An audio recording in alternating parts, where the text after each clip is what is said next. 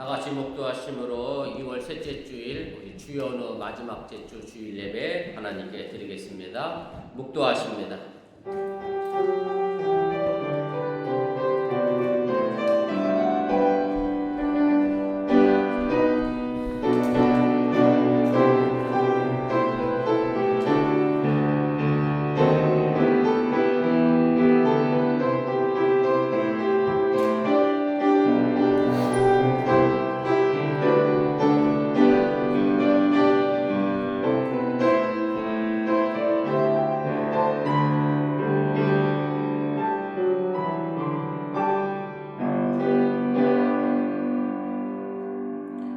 여호와께 감사하라. 그는 선하시며 그 인자하심이 영원하미로다. 여호와께 감사하고 그의 이름을 불러하려며 그가 하는 일을 만민 중에 알게 할지어다. 아멘. 전능하신 아버지 하나님 감사합니다. 이른 아침에 주님께 나와 예비하는 저희들의 마음과 정성을 받아 주시옵시며 우리가 이 땅에서 살아가는 동안에 하나님의 은혜로 인하여 날마다 기뻐하며 감사하는 성숙한 신앙이 되게 하여 주시옵소서. 이제 예배를 시작하려고 하니 사탄마이보다 틈타지 않게 해주시기 원하며 또 오늘 이 시간 여러가지 여건 때문에 환경 때문에 함께하지 못한 이들도 기억하여 주시고 저들이 어느 곳에 있든지 이 거룩한 자리를 잃어버리지 아니하는 귀한 믿음의 자리가 되게 하여 주시옵소서. 예수님의 이름으로 기도드렸사옵나이다. 아멘.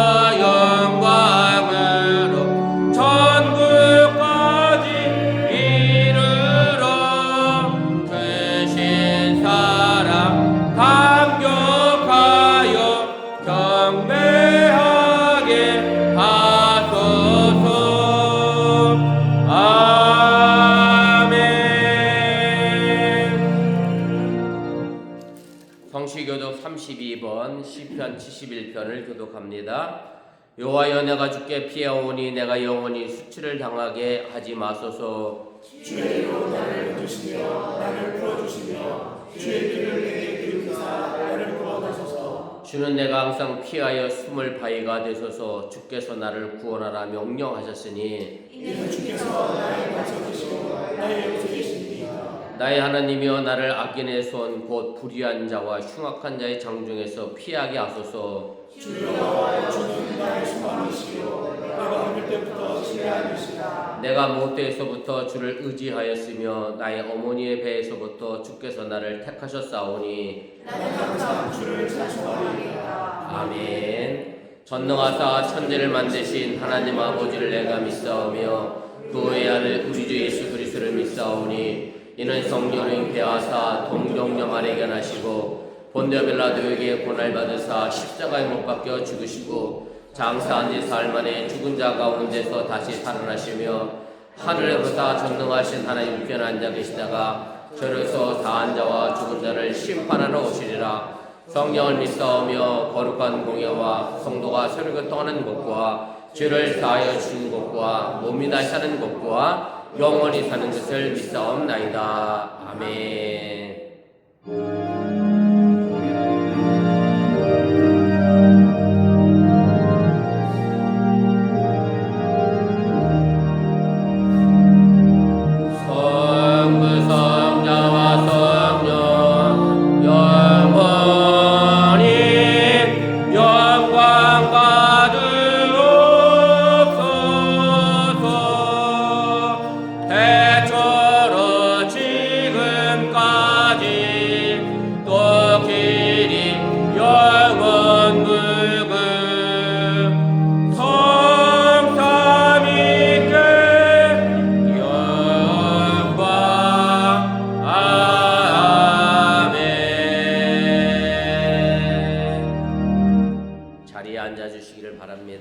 이 시간을 위하여 허이선 권사님 우리를 대표하여 기도 인도하시겠습니다.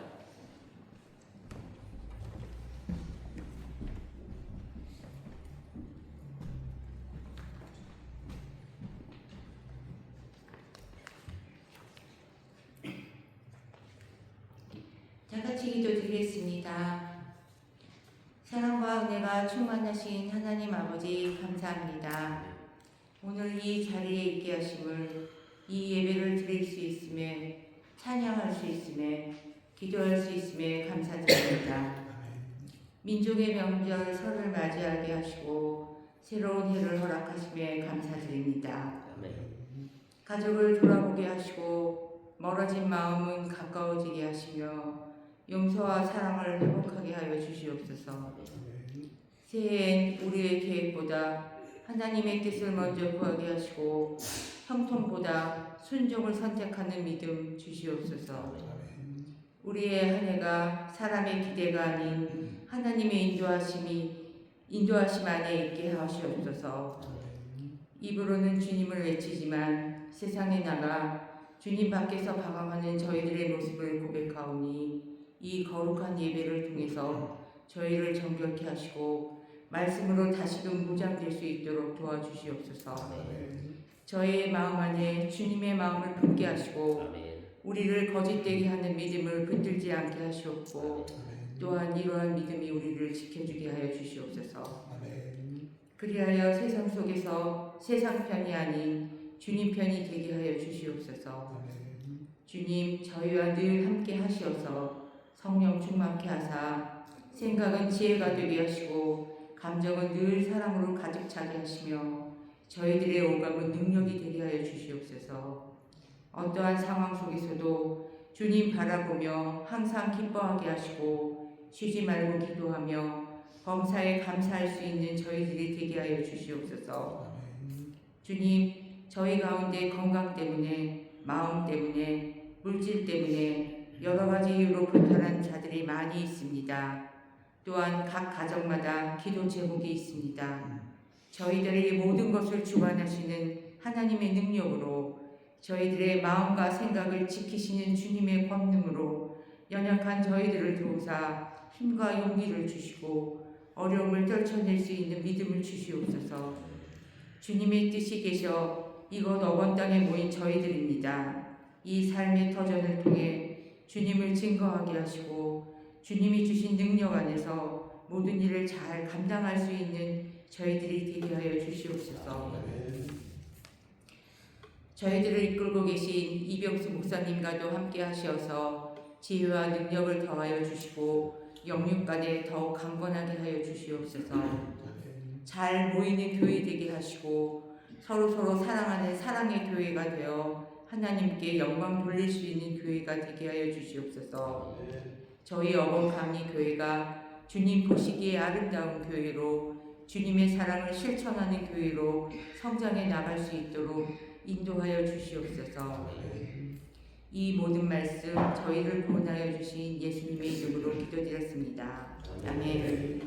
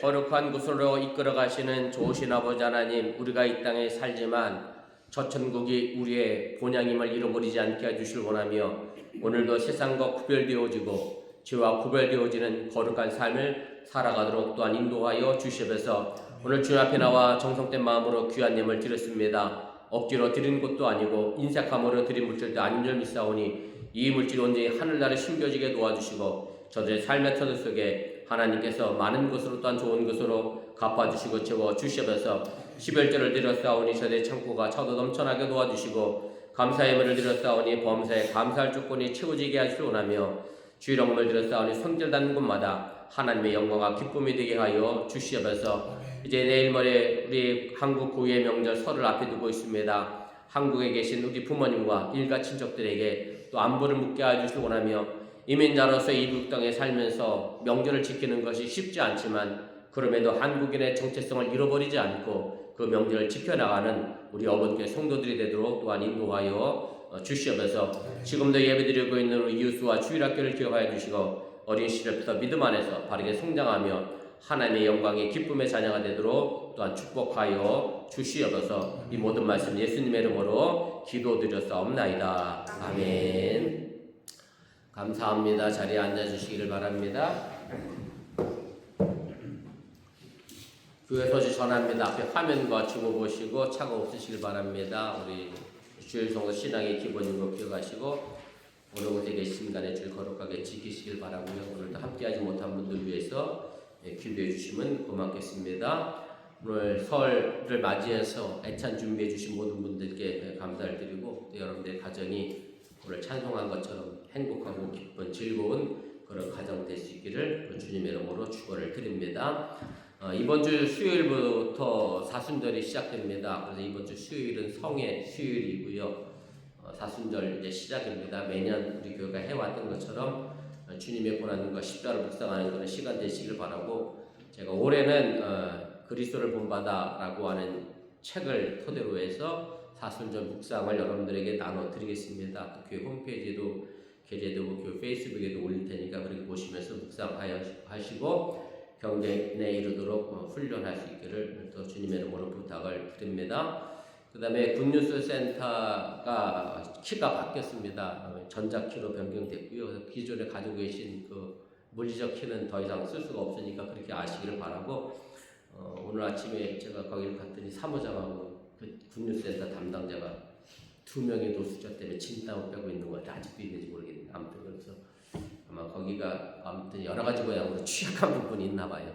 물건을 쌓아둔 곳이다 보니 뭐 가져가는 사람도 많고 그래서 아무튼 키를 바꿨는데 주일날은 원래 9시부터 1시 30분까지는 오픈되도록 설정이 되어 있다고 이게 말을 했는데 오늘 제가 들어오는 거 보면서 10시로 좀 옮기면 안 되겠느냐 해서 괜찮다고 그랬어요. 10시도 뭐 저희가 9시부터 10시 사이에는 오는 사람 거의 없으니까 10시에 네? 9시부터 식사 때문에? 그럼 9시 반으로 올릴까요? 네. 9시 반으로 제가 사무장한테 말씀을 드려놓겠고요. 1시 반까지가 들어가는데 출입하는데 문제가 없고 나가는 거 상관없어요. 다시 들어오는 게 문제여서 그렇지. 그래서 출입구 오른편에 보면 키 터치하는 그 센서가 있는데 거기 빨간불이면 못 들어오고 초록색 불이면 들어오게 돼 있거든요. 전자키는 제게 있습니다. 그래서 그 외에 출입할 수 하고 하시려고 하는 건 제게 말씀해 주시면 제가 전자기를 열어드릴 수 있으니까 그렇게 하시고 또 우리 굿뉴스센터 출입하는데 어려움 없도록 그렇게 해주시면 고맙겠습니다. 혹시 뭐 또 제가 알아낼 다른 광고 있나요? 고경원 이사님은 독감 때문에 못 나오셨고 단주자 한 번 안 계신데 그렇게 하시고 그래서 고 집사님이 안 계셔서 오늘 아이노스 찬양단도 다음 주로 미뤘습니다. 그렇게 하시고 다음 주에 찬양할 우리 에스더는 그 다음 달에 할 테니까 그렇게 하시고 차곡도록 준비해 주시면 고맙겠습니다. 그 다음에 오늘 저에게 처음으로 함께 예배드리는 분 계신데 제가 보기에 제 중앙에 우리 조민수 집사님 한국서 지난주에 출장 오셨는데 함께 예배드려서 감사하고 그 다음에 우리 김미선 성도님의 형부와 관련된 회사의 업체에 계신 분이 저희 교회 예배 드셔서 감사합니다. 최영길 성도님이신데 따뜻하게 박수 환영합니다. 010으로 되신 거 보니까 한국에서 오신 지 얼마 안 되셨구나. 난 미국에 오래 계신 줄 알았네. 아무튼 반갑습니다. 특별한 거 없으시면 우리 하나님 말씀 보겠습니다. 오늘 하나님 말씀은 두 군데에서 보겠습니다. 구약성경 여호수아서와 창세기에서 보겠습니다. 하나님 말씀 여호수아서 24장 14절부터 18절, 그 다음에 창세기 50장 15절부터 21절입니다. 차례대로 우리 교독하시고 우리 창세기 마지막 50장 21절은 함께 읽도록 그렇게 하겠습니다. 그러므로 이제는 여호와를 경외하며 온전함과 진실함으로 그를 섬기라. 너희의 조상들이 강 적족과 애굽에서 섬기던 신들을 치워버리고 여호와만 섬기라. 만일 여호와를 섬기는 것이 너희에게 좋지 않게 보이거든 너희 조상들이 강 저쪽에서 섬기던 신들이든지 또는 너희가 거주하는 땅에 있는 아무리 족속의 신들이든지 너희가 섬길 자를 오늘 택하라. 오직 나와 내 집은 여호와를 섬기겠노라.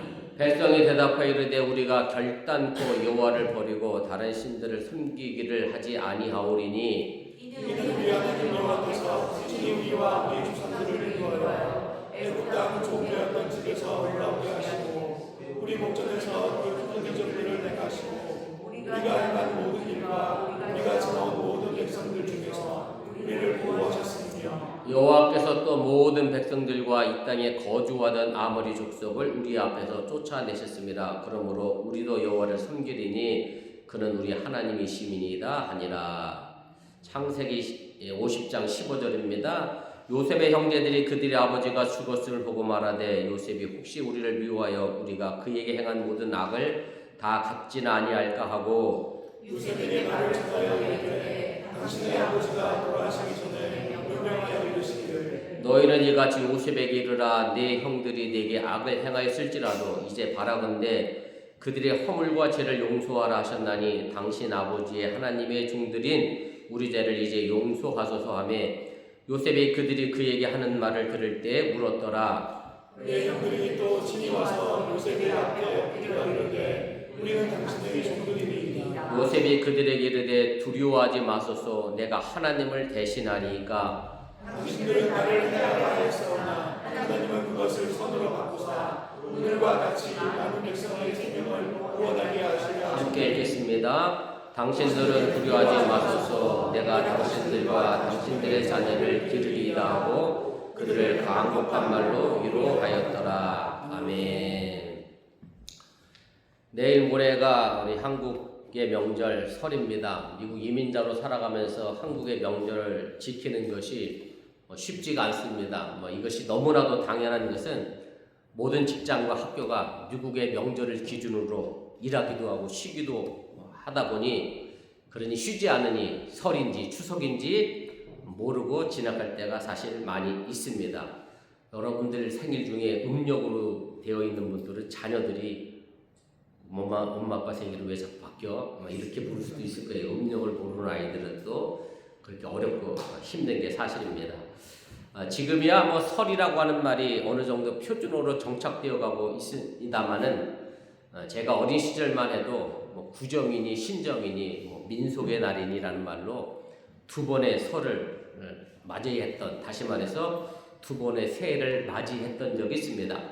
이런 현상이 생겨난 것은 사실은 우리 민족의 일제 치하의 역사와 맥락을 같이 하고 있고요.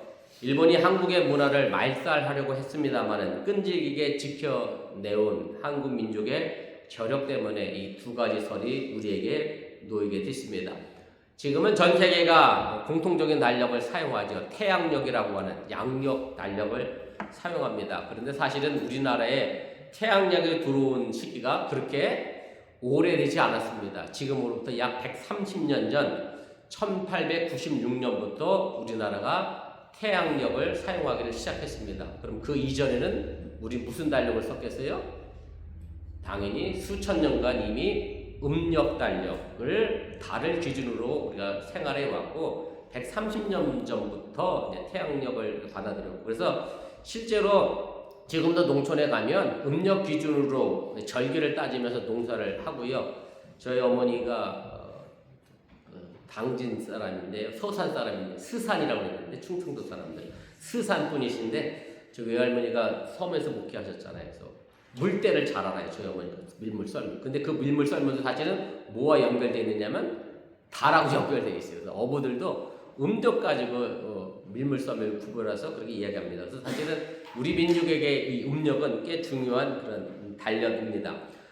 우리나라가 1896년에 이제 태양력을 쓰기를 시작한 것은 을미 개혁의 일환으로 이제 쓰기를 시작했습니다. 그런데 이 을미년에 일어난 중요한 사건이 있습니다. 아시는 대로 을미 사변이 있었습니다. 을미 사변은 1895년 10월 8일에 조선 왕궁에 있는 왕비죠. 명성황후, 그러니까 민비로 알려져 있는 명성황후를 일본 자객이 들어와서 시해한 사건이 바로 을미 사변입니다. 그 이후로 일본은 우리나라의 내정에 간섭을 하기 시작했고 을미 개혁이라고 하는 일환으로 우리나라에 이제 태양력을 끌고 들어왔고요. 일본이 우리 민족의 전기를 끊어내기 위해서 일본의 시간대 우리를 맞추기 위하여 우리 민족이 수천 년 사용해 어떤 음력서를 낡고 오래된 것이다 라고 해서 부정이라고 깎아내려 그렇게 불렀습니다. 그리고 대신 일본이 세는 양력서를 신정이라 이렇게 부르면서 우리에게 이 날을 이제 따라올 것을 이제 강요를 했습니다. 그래서 일제 당시에 일본 사람들은 음력설에 하얀 옷을 입고 세배 다니는 우리 한국 사람들을 보면 그곳에 검은 먹물을 뿌리는, 말 그대로 요즘은 설빔이 없는 것 같아요. 저 어렸을 때 기억만 해도 설날 아침에 엄마가 항상 새 옷을 사주셔서 저도 새 옷 입고 세배하러 간 기억이 있거든요. 물론 옷을 이만큼씩 접었죠. 몇 년 입어야 되니까 이만씩 접어서 설빔 입고 다녔던. 근데 요즘은 뭐 설빔은 안 하는 것 같아요. 아무튼 어제 설날 새 아침에 깨끗한 옷, 좋은 옷을 입고 세배 다니는 한국 사람들에게 먹물을 뿌리는 그런 만행을 저질렀고요. 그뿐만 아니라 이제 떡국을 끓여 먹지 못하도록 하기 위해서 떡 방앗간 운영하는 것을 금지를 시켰고, 또 몰래 떡을 만들기 위해서 떡매를 치는 소리가 들리면 그 집에 들어가서 단속을 하곤 했습니다. 그럼에도 이제 우리 조상들은 그 삼엄한 감시를 뚫고 부역 항구 등에서 이제 떡국을 끓여 먹었고요. 단순히 뭐 따뜻한 국물 한 그릇 겨울에 배고픔을 채우기 위한 그런 것이 아니라 민족의 정체성을 지키려고 하는 꺾이지 않는 그 고집과 뜨거운 의지가 결국 설이라고 하는 것을 계속 지켜낼 수 있었습니다. 제가 즐겨보는 유튜브 가운데 김재원이라고 하는 역사학자가 하는 유튜브가 있는데요. 중국 땅에 왜 한국을 못 먹었을까라는 주제로 이렇게 제목이 한번 올라온 게 있어서 제가 그걸 봤어요. 그 넓은 중국이 요 밑에 조그맣게 붙은 한국을 왜 점령하지 못했을까? 물론 이제 그 가운데 하나가 그것도 있더라고요. 중국은 사실은 이게 산이 많지 않잖아요. 대부분 다 평야로 평지로 되어 있는데 한국은 넘어오려면 산을 거쳐 넘어와야 되는데 산마다 뭐가 있죠? 우리나라는 다 산성이 있잖아요. 그러니까 산성을 치고 넘어와야 되니까 그 많은 시간과 물질과 돈을 들여서 그 조그만 땅을 우리가 점령할 가치가 있냐? 이 부분에서도 조금 밀리는 게 있고, 또 하나 점령하지 못한 이유 중에 하나가 중국 대륙과 우리나라 문화가 너무나 다르다. 이질적이기 때문에 동요되고 섞일 수가 없었다. 결국 사실은 일본도 내선일체라고 하는 말로 우리 민족의 문화를 없애고 일본과 동일시하려고 했는데 결국 우리 민족은 동일화되지 않았잖아요. 그 민족을 성을 지켜내려고 하는 그런 의지가 강했기 때문에 지금의 설을 지켜낸 것이 아닌가 그런 생각을 하게 됩니다. 그런데 해방 이후에 정부를 세웠고, 그리고 나서 경제 성장을 위해서 낭비를 줄여야 한다. 그래서 신정 구정 두 번 세는 건 낭비다 그러면서 이제 구정을 아예 휴일해서 없애버렸잖아요. 그래서 제가 이 설교를 준비하면서 그런 생각을 해봤어요. 그때도 아무래도 정부 요직에 누가 많이들 있었겠어요?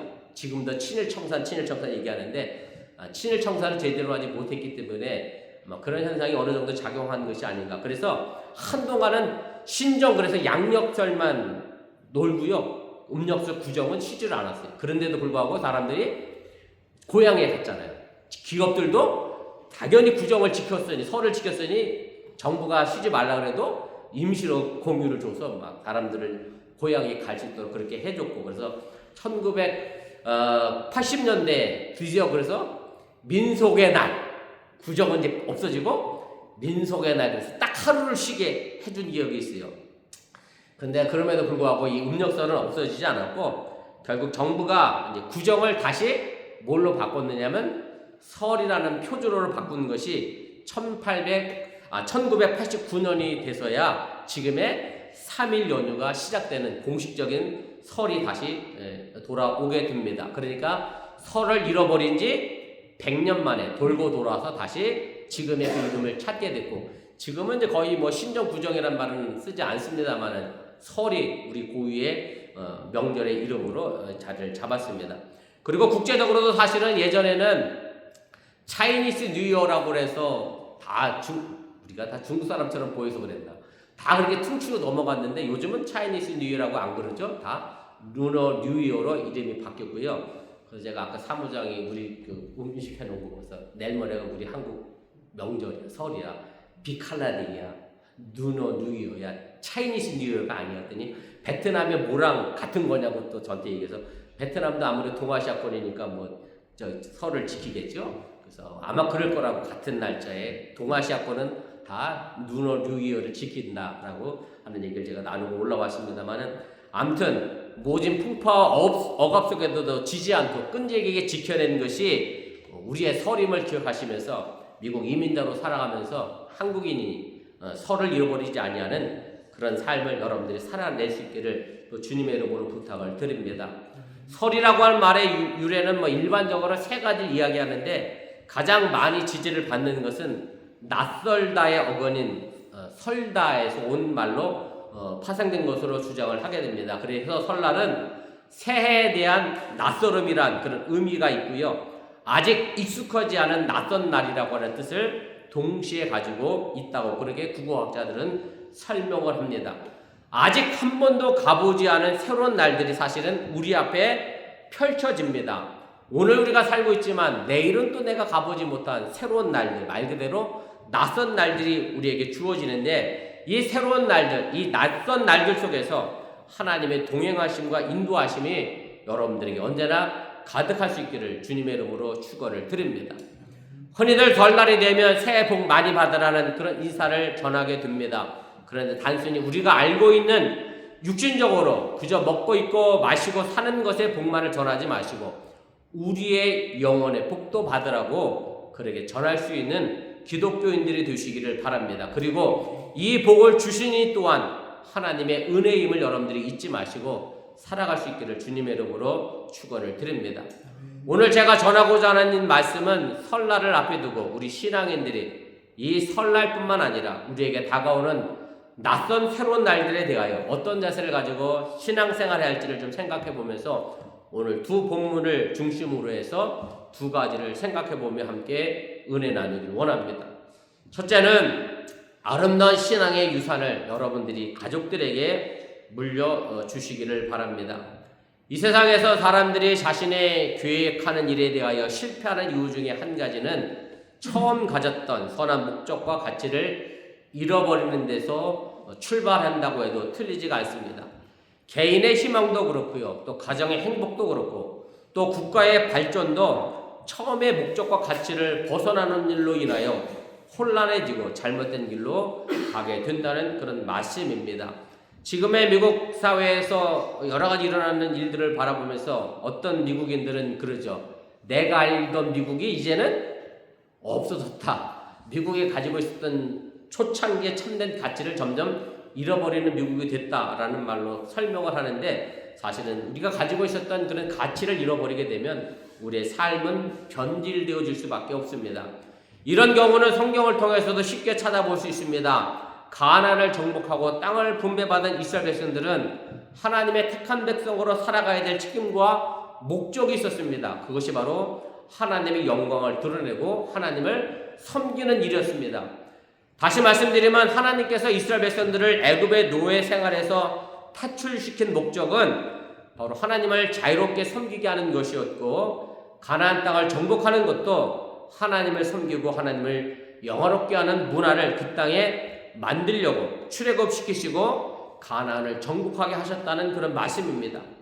그렇기 때문에 이스라엘 백성들이 이 목적을 잃어버린다라고 하면 이스라엘은 하나님의 백성으로서 아무런 의미도 희망도 없게 된다는 그런 말씀입니다. 그렇기 때문에 여호수아는 오늘 본문에서 자신의 죽음을 앞에 두고 이스라엘 백성들에게 마지막으로 유언을 하면서 오직 하나님만을 섬기라 라고 하고 있음을 여러분들이 기억하시기를 바랍니다.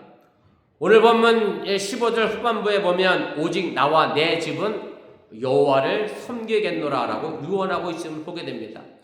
여호수아의 담대한 신앙의 결단은 바로 오늘 우리 가정들이 같은 마음으로 배워야 할 신앙의 유산임을 여러분들이 믿으시기를 바랍니다. 일반적으로 성경에는 하나님이 하나님의 백성들을 선택하고 사람을 선택하십니다. 신명기 7장 6절 7절에 있는 말씀인데 이렇게 되어 있어요. 너는 여호와 네 하나님의 성민이라. 네 하나님 여호와께서 지상 만민 중에서 너를 자기의 기업으로 백성으로 택하셨나니 여호와께서 너희를 기뻐하시고 너희를 택하심은 너희가 다른 민족보다 수요가 많기 때문이 아니니라. 너희는 오히려 모든 민족 중에 가장 적으니라. 근데 이것이 바로 하나님의 주권적인 섭리이고 사람이 먼저 하나님을 선택하지 않았다라는 것을 분명하게 말씀해 주고 있습니다. 그런데 오늘 여호수아의 말을 보면 마치 사람이 하나님을 선택하는 것처럼 보입니다. 왜냐하면 오직 나와 내 집은 여호와를 섬기겠다. 그러니 너희도 선택하라. 이렇게 얘기했기 때문에 마치 사람이 하나님을 선택하는 것처럼 오해할 수 있다라고 하는 얘기입니다. 그런데 여호수아의 이 말은 그런 의미는 결단코 아닙니다. 여호수아의 이 말의 의미는 하나님이 우리를 선택하셨습니다. 그런데 우리가 그 하나님의 선택에 대하여 반응하고 응답해서 나도 하나님을 섬기겠다라고 하는 결단이 있어야 한다는 말씀이고, 하나님의 선택에 대해서 우리가 아무런 반응하지 않고 응답하지 않게 되면 결국 우리는 하나님의 인도하심을 따라 살지 않게 된다는 사실을 분명하게 전하고 있음을 여러분들이 깨달으시길 바랍니다. 그래서 오늘 여호수아의 결단이 무엇보다 중요하고 소중하다고 하는 사실을 여러분들이 잊지 마시기를 바랍니다. 우리나라 속담에 형만한 아우 없다라는 말이 있습니다. 이 말이 꼭 맞는 말은 아닌데 그래도 경험이 많은 형이 동생보다는 좀 낫다 이런 뜻으로 이야기를 합니다. 물론 이 말이 생긴 이유를 제가 곰곰이 생각해 보면 일종의 가부장적 사회 속에서 가정의 질서를 지켜내기 위해서 동생이 자꾸 형을 들이받으면 문제가 생기니까 형의 위신을 세우려고 한 것 같아요. 제 동생은 저보다 15cm가 크거든요. 그래서 제 동생이 저를 자꾸 들이받긴 한데 형만은 아우는 없어요. 그래서 내 동생은 내 동생이지. 그래서 사실 가부장적 문화 속에서 그 질서를 지키려고 만든 그런 얘기인데 왜 그러냐면 결국 앞에 서 있는 사람이 중요한 거예요. 첫 단추를 끼운 사람이 어떻게 가느냐에 따라서 그 인생이 달라지다 보니 그 형을 자꾸 세워놓게 되고 동생의 그 길을 본받았으면 하는 마음으로 그런 말이 이제 생겨나게 됩니다. 성경에 보면 양에 관한 이야기가 많이 기록이 되어 있습니다. 여러분들은 양에 대한 어떤 의미를 가지고 계신지 잘 모르겠습니다만은 일반적으로 보면 가장 떠오르는 것이 온순하고 양은 약한 동물이다 이런 식의 개념을 우리가 가지고 있습니다. 그런데 놀라운 반전은 이 양이 세상에서 가장 고집이 센 동물이고요, 가장 이기적인 동물 가운데 하나라고 합니다. 양의 고집과 이기적인 성질은 어디에서 나오냐면 저는 아직 양을 치는 목장을 안 가봐도 잘 모르겠는데 그렇게 얘기를 해요. 더운 여름에는 양들이 다닥다닥 붙어있대요. 왜 그럴 것 같아요? 쟤랑 나랑 떨어져 있으면 누가 시원해져? 쟤가 시원해지는 꼴을 도저히 못 보겠대, 양은. 그래서 여름이면 다닥다닥 붙어있고 겨울에는 오히려 또 멀리 떨어진대요. 왜냐하면 내가 붙어있으면 쟤가 따뜻해질까봐. 그래서 양이 그렇게 이기적인 동물이라고 그렇게 이야기를 합니다. 또 하나 재밌는 것은 양의 고집은 거의 맹목적이래요. 그래서 앞에 가는 양이 하는 대로 그대로 따라가는데, 그래서 앞에 양이 좋은 길 놔두고 물운덩이 빠져서 가잖아요. 그러면 그걸 피해서 가면 좋은데 그 물운덩이 따라 앞에 양 따라 다시 간다라고 하고요. 그래서 개 한 마리가 수백 마리 양을 이끌어가는 이유가 바로 거기 있다는 거죠.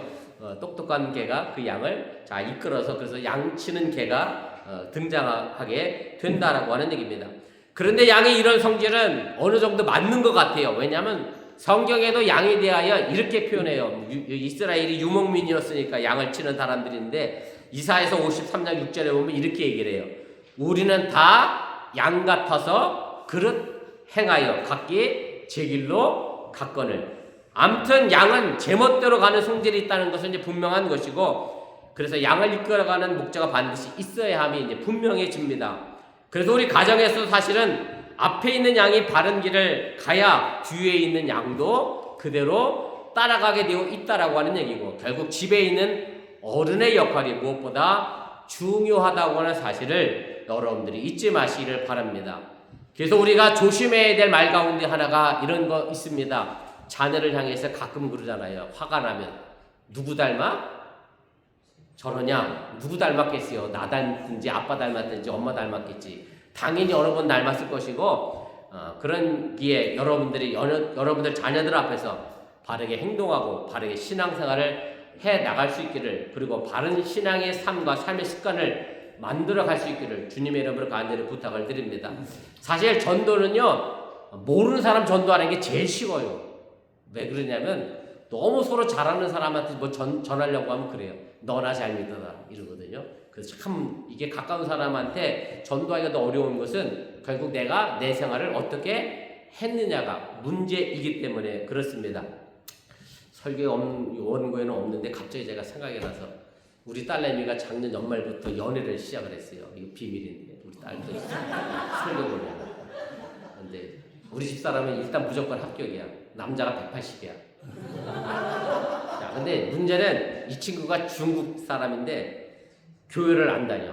그리고 현경이 목사 딸이면 이제 그 집이 알아. 그래서 그 집 누나와 부모들이 걱정을 한대. 야, 상처를 받을까 봐. 목사 딸하고니 얘가 교회를 안 다니잖아. 그러니까 교회 안 다니면 이제 뭐 헤어지고 뭐 이런 있을까봐. 그래서 현경이한테 묻더래, 이 남자가. 나 지옥 가냐? 나 지옥 갈 거냐, 목사? 야, 지옥은 그런 게 아니고, 물리 그런 게 아니고, 그냥 하나님 멀리 떠난 게 지옥 같은 생활이야. 그래서 너랑 나랑 결혼하는데 이게 문제가 되냐? 그래, 물었다는 거야, 남자가. 그래서 현경이가 그랬대. 연애할 때는 아무 문제가 없는데, 만약에 너랑 나랑 결혼을 하게 되면, 네가 교회 안 가면, 그게 우리 집에서는 문제가 될 수도 있어. 그랬다. 아, 누구 딸이 참 똑똑하잖아요. 네, 여러분들의 자녀들을 위하여 바른 신앙들을 잘 물려줄 수 있기를 바랍니다. 자녀 이기기 참 어렵습니다. 다른 건 다 이겨먹어도 교회 같이 가자고 하는 건 참 이기기 어려운 것 중에 하나이긴 한데, 아무튼 여러분들의 자녀의 신앙생활을 위하여 좋은 습관을 만들어줄 수 있기를 주님의 이름으로 간절히 부탁을 드리면서, 나는 지금 무엇을 자녀들에게 물려주고 있는지 이 설을 앞에 두고 다시 한번 깊이 생각해 볼 수 있기를 주님의 이름으로 축원을 드립니다. 두 번째로는 야곱의 아들 요셉의 신앙을 본받으시기를 바랍니다. 명절이 되면 여러 곳에 흩어져 살던 우리 모든 가족들이 한자리에 모여 음식도 나누고 사는 이야기도 하면서 즐거운 시간을 갖게 됩니다. 그런데 사실 이 명절에 가는 것이 다 행복하고 다 즐거우면 좋은데 그렇지 못한 부분이 상당히 있잖아요. 제가 지난주에 설을 앞에 두고 그 기사가 난 걸 하나 봤는데 이런 기사를 하나 봤어요. 여자 쪽 입장에서 하는 얘기야. 초등학교 다니는 남편의 남동생한테 뭐라고 불러야지? 도련님, 그리고 아가씨. 내가 이 집의 노비인가? 왜 도련님, 아가씨라고 불러야 하지? 그러다가 또 결혼하면 도련님이 서방님으로 바뀌어. 그런 생각 안 해보셨어요? 그래서 그 신문 기사를 보고 제가 집사람하고 얘기하다가, 야, 그렇다고 그 명칭을 쭉 써가지고 그걸 어떻게 바꾸냐? 뭐 실제로 뭐 노비라서 도련님, 서방님, 아가씨 하는 건 아니잖아요, 그죠? 물론 뭐 노비가 그렇게 부르긴 했었지만 예전에 뭐 그런 의미는 아닌데, 아무튼 이게 이런 호칭의 문제도 그러다 보니까 시댁 가는 입장에서 며느리는 굉장히 힘들어요. 그래서 명절 며칠 전부터는 누가 스트레스를 엄청 받느냐면 며느리가 스트레스를 엄청 받아요. 왜냐면 시댁을 가야 하는 스트레스가 머리가 지끈지끈하는데, 명절 당일날은 누가 스트레스 받겠어요? 모르세요? 남편이 스트레스 받죠. 왜냐면 스트레스 받은 남편 부인을 안전하게 마음 편안하게 시댁까지 우리 집까지 본가까지 잘 데리고 가려니까 온갖 비율을 다 맞추면서 데리고 갈 거 아니에요. 그러니까 명절 당일날은 남편이 굉장히 스트레스를 많이 받는다, 뭐 이런 기사를 제가 봤습니다. 아무튼 다투지 않아야 시댁 가서도 편안한 얼굴로, 행복한 얼굴로 시댁 부모를 대할 수 있으니까, 그래서 갈등의 문제를 최소화해야 하는데 그러려고 하면 먼저 부부가 화목해야 한다라고 하는 사실을 여러분들이 잊지 마시길 바랍니다. 부부가 서로 화목해야 우리 가정도 함께 지켜낼 수 있게 되고, 부부가 서로 화목해야 가정 안에서 갈등과 다툼의 문제가 사라지게 되고, 자녀들에게도 아름다운 가정의 모습을 보여줄 수 있게 된다고 하는 사실을 여러분들이 잊지 마시기를 바랍니다. 그런데 사실 사람들이 살아가는 이 삶의 관점을 보면 뭐 다 다른 환경과 여건과 뭐 성격과 입장을 가지고 있다 보니 가정 안에서도 여전히 다툼이 있고 분쟁이 있고 그렇게 모습이 우리에게 나타납니다. 뭐 목사인 저라고 해서 다툼이 없고 갈등이 없는 것은 아닙니다. 근데 사실 이것은 성경에도 잘 나와 있습니다. 성경을 보면 인류 최초의 살인사건이 사실은 친형제 사이에서 일어나게 되잖아요. 가인이 동생 아벨을 질투하고 시기한 나머지 동생 아벨을 죽이는 사건이 나오게 되고요. 또 믿음의 조상이라고 하는 아브라함에게는 두 아들이 있었는데 아시는 것처럼 이 두 아들의 어머니가 각각 다릅니다. 그래서 그런지 이스마엘, 쉽게 말하면 첨에서 먼저 난 아들이 본초에서 난 이삭을 자꾸 괴롭힌 이야기가 나와요. 그래서 어떡합니까? 본초가 아브라함을 자꾸 옆구리 찔러서 첩하고 그 이스마엘을 집에서 내쫓는 이야기가 등장을 하게 됩니다. 이러보건대 보면 가족 구성원들 사이의 갈등과 다툼은 어찌 보면 너무나 자연스러운 일이라는 생각이 들 수도 있습니다. 오늘 우리가 함께 읽은 창세기 50장 두 번째에 있는 말씀은 사실은 야곱의 아들들 사이에서 일어난 이야기입니다. 야곱은 더 많았어요. 부인이 몇 명이 있었죠? 4명의 부인에게 12명의 아들이 있었습니다. 그러니 그 집안이 얼마나 복잡하고 어려웠을지 대충 짐작이 갑니다. 근데 때로 그런 집이 아닌 집도 있더만요. 요즘 그 유튜브에 김학철 그 연세대 신학 교수님 목사님이 계신데 잘잘법이라고 하는 CBS 방송 하시는 유튜브 계신 분인데 그분 부인이 이호선 씨라고 상담가예요. 이혼 숙녀 캠프에서 유명해졌대. 근데 그분이 상담하는 건데 이런 얘기가 있대요. 남편이 세 번 결혼했대. 그런데 셋째 부인이 내가 이혼할까 말까를 이제 결정하려고 상담하러 왔다는 거예요. 근데 왜 그러냐면 그 집안에 첫째 부인도 같이 살고 둘째 부인도 같이 살고 셋째 부인도 같이 산대. 그런 집이. 또 때로는 안 싸고 사는 집도 있긴 있나 봐요. 이렇게 그 별 시원한 집 다 있다져도 그러면서 그 상담 사례를 봤는데 아무튼 뭐 4명의 부인이 있었으니 뭐 얼마나 시끄럽겠어요. 12명의 아들과 대충 짐작이 갑니다. 그러다 보니 11명의 형제가 똘똘 힘을 합쳐서 사랑받는 요셉 하나를 애굽에 팔아먹었잖아요. 그래서 종으로 팔려가는 신세가 됐어요. 그런데 요셉은 하나님께 대한 믿음의 신앙이 좋아서 결국 애굽의 총리가 됐습니다. 그러고 나니 형들이 그 보복을 받을까 무서워서 절절매게 됩니다. 그 만남이 반가운 만남이 되어야 하는데 오히려 요셉을 만난 것이 자신들을 죽일까 염려하는 만남이 됐고요. 그래서 오늘 본문 말씀에 와서 형들이 그러죠. 아버지 핑계를 대잖아요. 야, 아버지가 살아계실 때 우리 형제들 잘 돌보라고 그랬으니까 우리 11 형제 죽이지 말고 잘 돌봐줬으면 좋겠다라고 이야기를 합니다. 그 이야기를 들은 요셉이 오늘 성경 본문에 보면 뭐라고 그랬느냐면 울었더라고 그랬어요. 그러니까 사실은 요셉의 본 마음을 이 형들은 제대로 이해하지 못했다라고 하는 얘기죠. 그 형들의 그 마음을 들은 요셉 입장에서는 굉장히 속이 상해서 울었다라고 하는 얘기고, 형들은 자신이 동생을 팔아서 종으로 만들어버린 그 사건을 보복의 악순환으로 생각했는데 요셉은 그렇게 생각하지 않았고, 두려워하지 말라, 걱정하지 말아라, 안심해라, 내가 당신들뿐만 아니라 당신들의 자녀까지도 다 책임을 지겠다라고 하면서 너그럽게 용서하게 됐다라고 하는 얘기입니다. 오늘 창세기 50장 19절부터 21절 말씀 제가 다시 한번 읽어드립니다. 요셉이 그들에게 이르되 두려워하지 마소서, 내가 하나님을 대신하리이까 당신들을 나를 헤아려 하였으나 하나님은 그것을 선으로 바꾸사 오늘과 같이 많은 백성의 생명을 구원하게 하시려 하셨나니 당신들은 두려워하지 마소서, 내가 당신들과 당신들의 자녀를 기르리이다 하고 그들을 간곡한 말로 위로하였더라. 그러니까 선악에 대한 판단은 하나님만이 하실 수 있는 거지 내가 하지 않겠다. 하나님이 용서하셨으니 나도 심판하지 않고 용서하시겠다라고 하면서 오늘 형들의 죄악을 선하게 바꿔내는, 그리고 많은 사람의 생명을 구원해내는 일을 요셉을 통하여 하게 됐다라고 하는 얘기입니다. 바로 이것이 성경 말씀이 예수를 믿는 우리에게 제시하고 있는 인생 문제의 해답이라고 하는 사실을 여러분들이 믿으시기를 바랍니다. 요셉의 형들은 갈등의 문제에 초점을 맞췄지만 요셉은 그렇지 않았습니다. 형들과 함께 살아갈 수 있는 방법인 화목을 선택했고, 그래서 한 번에 오랜 시간의 갈등의 문제를 해결했다고 하는 사실을 여러분들이 기억하시기를 바랍니다. 마지막 입세를 쓴 오헨리의 단편소설 가운데 아주 재미난 단편소설이 하나 있습니다. 제목이 강도와 신경통입니다. 어느 집에 강도가 들었는데요, 부스럭거리는 소리에 주인이 깼습니다. 그래서 강도와 서로 이제 마주치게 됐고, 미국이니까 강도가 총을 들고 주인에게 손을 들라고 소리를 쳤어요. 그런데 집주인이 너무 깜짝 놀라서 손을 들었는데 왼손만 들은 거예요. 오른손을 못 들었어요. 그랬더니 강도가 두 손 다 들지 왜 한 손만 드냐? 이렇게 물었더니 집주인이 이렇게 얘기했다는 거예요. 내가 오른쪽 팔에 신경통이 있어. 너무 아파서 내가 오른쪽 팔을 들 수 없으니 왼손 들은 것만 가지고 좀 용서해달라. 그래서 이게 설명을 했다는 거예요. 그랬더니 강도가 갑자기 목소리가 부드러워지더니 이렇게 얘기를 해요.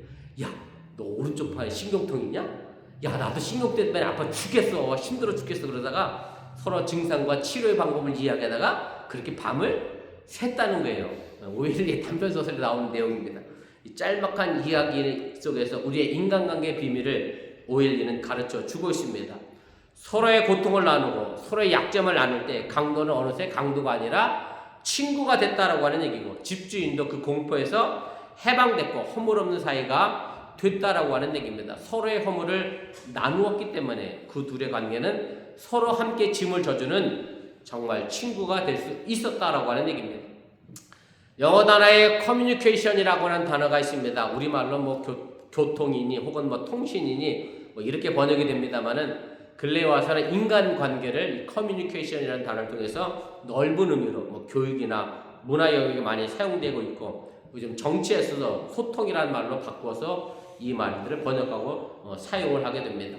커뮤니케이션이라는 말은 라틴어 무누스에서 출발을 합니다. 거기에 컴이란 접두사가 붙어 있는 것이고요. 그래서 라틴어 커무스는 선물을 서로 나누다라는 의미를 가지고 있습니다. 그리고 서로 짐을 진다, 책임을 함께 진다라고 하는 뜻이 커뮤니케이션에 들어있는 라틴어 원래 의미임을 여러분들이 기억하시길 바랍니다.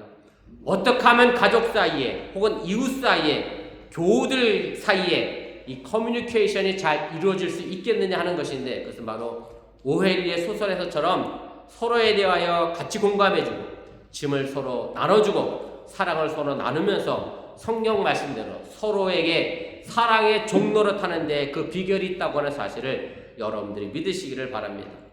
누군가와 내가 동질성을 인식하는 순간 이미 마음속으로는 친구가 되지만, 때로는 친하던 사람이 나와 생각이 다르다는 것을 알게 되면 이질감을 느끼게 되고요, 서먹해지고 멀어지게 되어 있습니다. 이것이 설령 부부 사이라도 마찬가지입니다.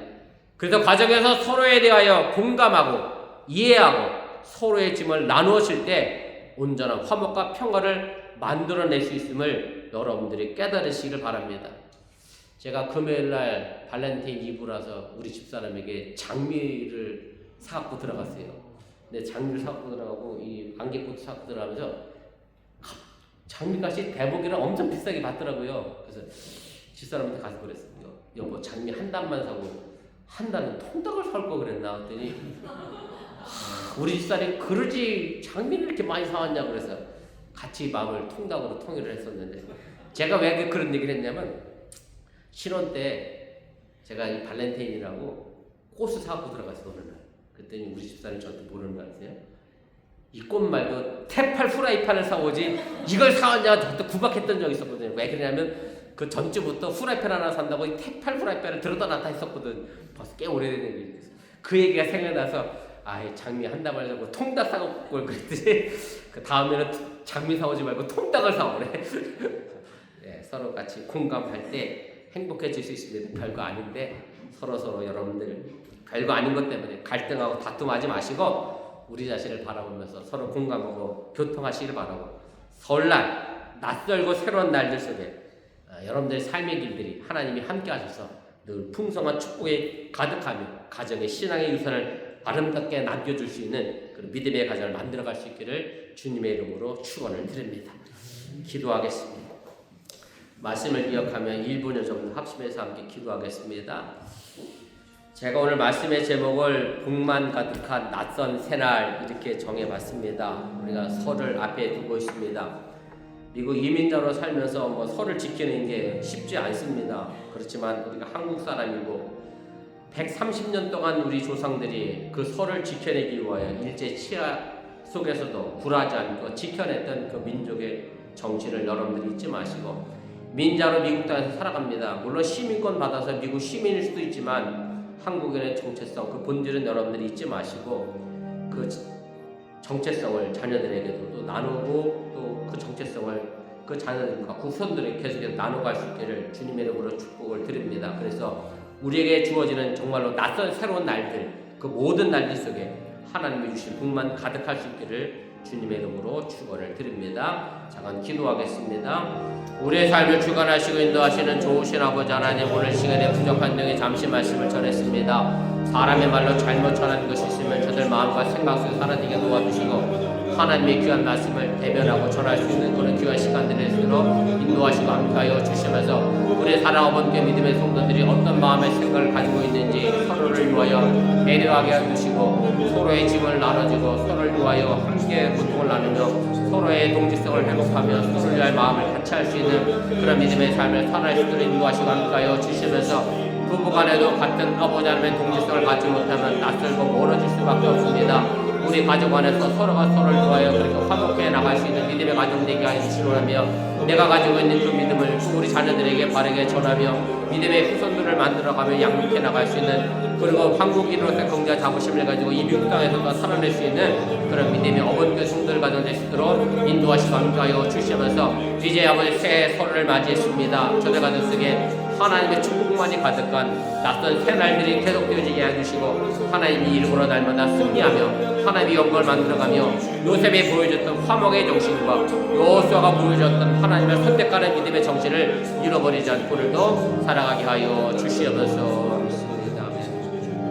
사랑의 하나님, 오늘 시간에 부족한 종의 말씀을 전했습니다. 잘못 전한 것이 있으면 저들 마음과 생각 속에서 사라지게 도와주시고 하나님의 귀한 말씀이 저들 마음속 깊은 곳에 자리 잡게 해주시기 원하며 이민자로서 이국 땅에서 살아가면서 우리에게 주어진 설날, 귀한 명절, 한국인이라고 하는 그 정체성 잃어버리지 않고 오늘도 살아가게 하여 주시면서 예수님의 이름으로 기도드렸사옵나이다. 아멘. 다 같이 일어나서 우리 찬송가 301장 찬송하시고 축도로 축복성으로 예배 마치겠습니다.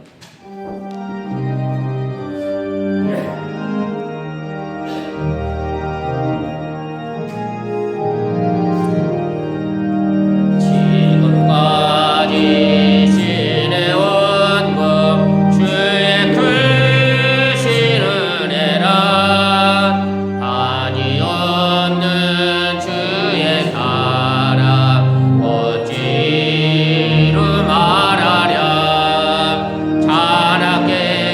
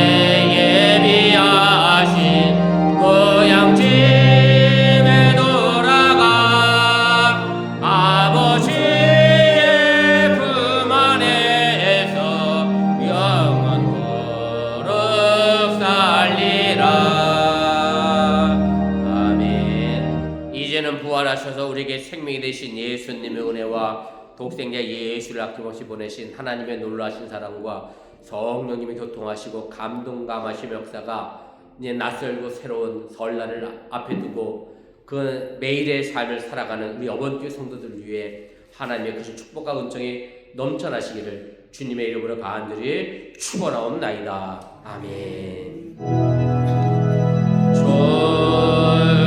주신 하나님, 주신 하나님, 참 주신 나의 하나님,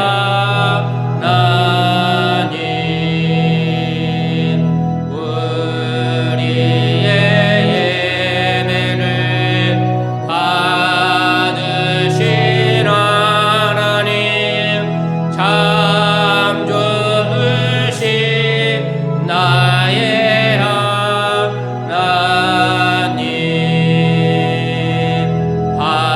한없는 축복을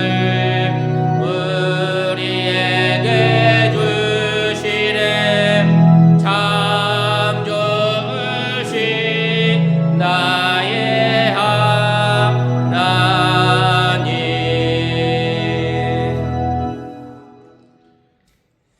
감사합니다. 예배를 마쳤습니다. 믿음으로 한 주간 승리하시기를 바랍니다.